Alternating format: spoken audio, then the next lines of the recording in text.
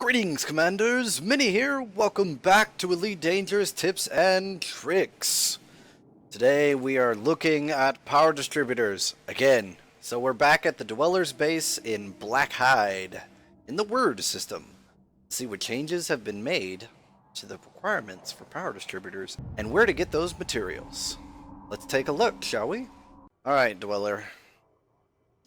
How have you messed up our blueprints now?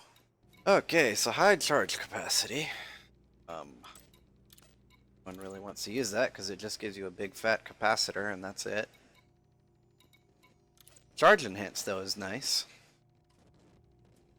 because it boosts your weapons, engines, and systems recharge. So for level 4 and level 5 charge enhanced power distributor, you're going to need hybrid capacitors. You can get these from military and authority vessels. I got a few of these from a couple of signal sources. These I got from encoded emissions. Cracked industrial firmware, settlement data point networks, and signal sources. You can also find these in encoded emissions. Chemical manipulators, blowing up ships. Now, chemical manipulators I've seen drop from Type 7s and Type 9s, but also ASP Explorers. ASP Explorers have a pretty good drop rate for dropping chemical manipulators. So if you go to an Anarchy system and you see an ASP, blow it up. You will get chemical manipulators.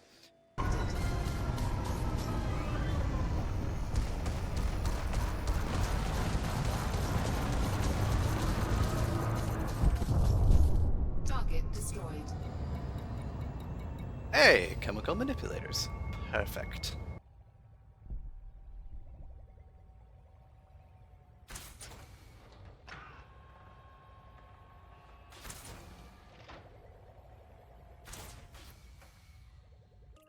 Ion distributors I got from Right Gateway in HIP 20440. Now, for the level 5 charge enhanced power distributor, we're also going to be getting chemical manipulators. And at the moment, exquisite focus crystals are still only a reward for mission contracts. There is no other way to get these, so you're going to have to browse the mission boards to get exquisite focus crystals. Cracked industrial firmware I also found in encoded emissions signals. And the ion distributor, same system. So I'm actually here today to work on my smuggling ASP today. I want a little bit of added weapons and engines recharge, mainly engines, but I really don't want to go for engine focus because it only goes to level 3, whereas charge enhance goes to level 5. So if we look at the power difference in between the engine recharge, I get 37% engine plus weapons plus systems, with no detrimental effects other than the actual capacitor or the maximum amount of charge that is kept in your power distributor being lost a little bit on your other 3. So if we take a look at the engine focused power distributor, we get a 40% to the engine's capacity, which is its basically overall charge level that it can contain. The engine's recharge only increases by 20% and everything else is decreased. Not only your weapons capacity, but your weapons recharge and your systems capacity and your systems recharge. So 40% bonus to capacity, 20% recharge. If we look at the charge enhanced, 37% engine recharge. I'd rather have a faster charge speed and be able to boost more often. So let's check out the outcome. And go ahead and view cost and generate for a level 5 charge enhanced power distributor. Here we go.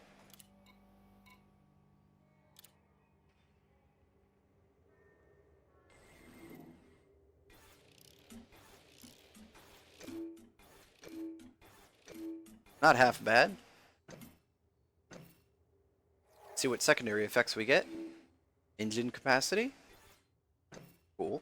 I'll be able to boost more often. Weapons recharge. That's good. And looks like that's it. So let's go ahead and apply this.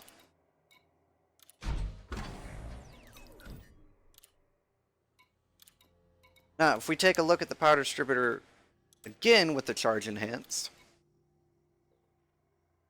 I can further increase these. Now, at the moment, I have enough materials for 3 more attempts. So I'm going to see if I can max this out just to get this for a power distributor maxed all the way up. So here we go. Another roll.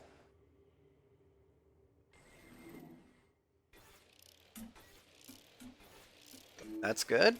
That's good. That's good. I'm not really too concerned about the capacity. I'm mainly worried about the recharge effect. Weapon recharge went way the hell up. Weapon capacity also went up. Engine capacity went up. That's good. Systems capacity. Wow, we got some really good values that time. Let's go ahead and apply this.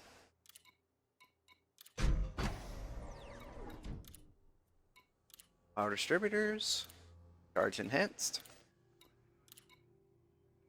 Now, we already have way over the maximum on weapons, which is awesome because that puts my weapons recharge at 4.98 per second. So, almost 5 megajoules a second for weapons recharge. But I'm going to be running this on my ASP, and there's not much more I can run a 4A power distributor on. I thought about maybe putting it on the Python, but the Python takes a 5A.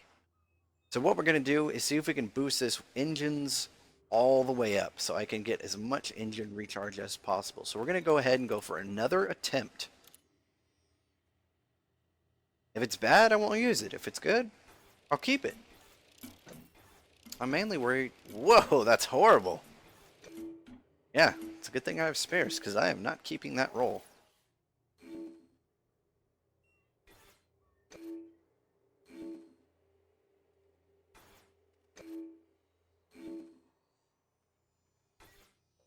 It's like I had the exact opposite of what I had before.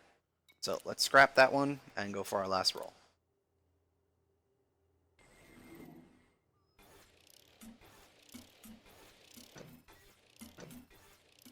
If I get a bonus to engines recharge, that'll be nice.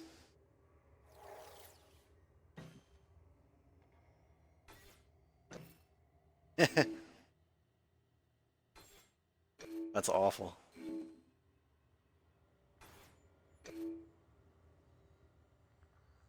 You know, I think it balances out. So we're at 20.39 down to... I'm looking at the engine's capacity. So engine's capacity, this one right here.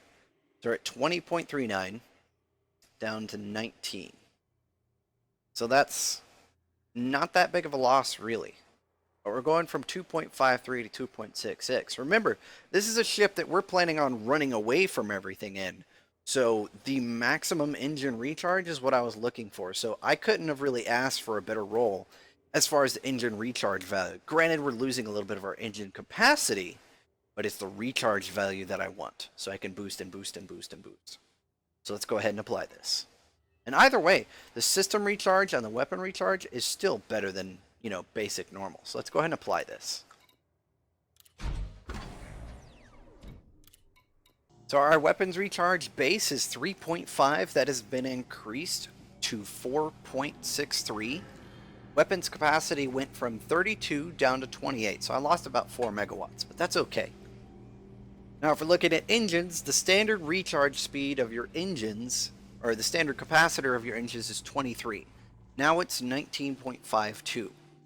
Engine recharge is normally 1.9, but now it's 2.66. That is a bonus of exactly 40%. So for a charge enhanced power distributor, and I'm focusing mainly on engines, this couldn't have come out better for me. And then moving on to systems, we're at 23 megawatts off of base. Now we're at 21.31, and our system recharge has increased from 1.9 megawatts a second to 2.51 megawatts a second. So that's a 32.2% bonus on weapons recharge, a 40% bonus on engine recharge, and a 32.2% bonus to systems recharge. That is awesome. Alright, Commanders, the Dweller was nice to me today, and my ASP is definitely going to feel the differences. Let's do a quick boost test, shall we?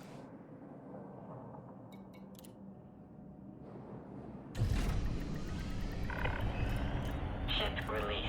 Departure authorized. Okay, so let's see how much of my engine capacitor is taken up by a single boost. Landing gear retracted.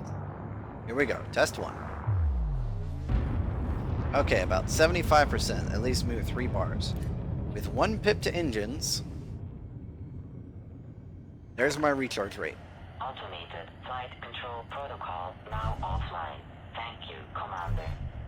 Still can't boost. It looks like my boost level is at about 80% charge capacitor. Let's do 2 pips.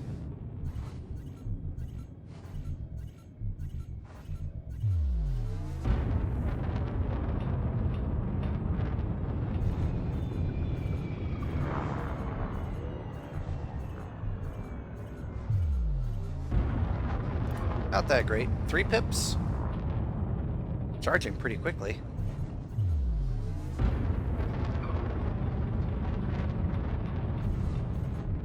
Looks like I still can't continually boost at 3 pips, so let's try 4 pips.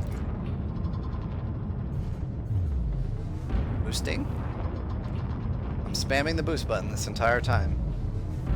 I literally have unlimited boost capacity, so I will never run out of the ability to keep my top speed all the way up. That's fantastic. I can boost whenever I need to, as long as I want. That's awesome.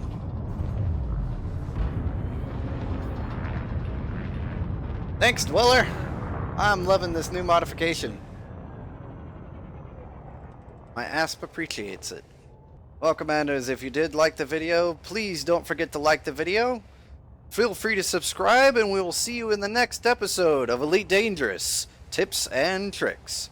This is Minnie, signing out.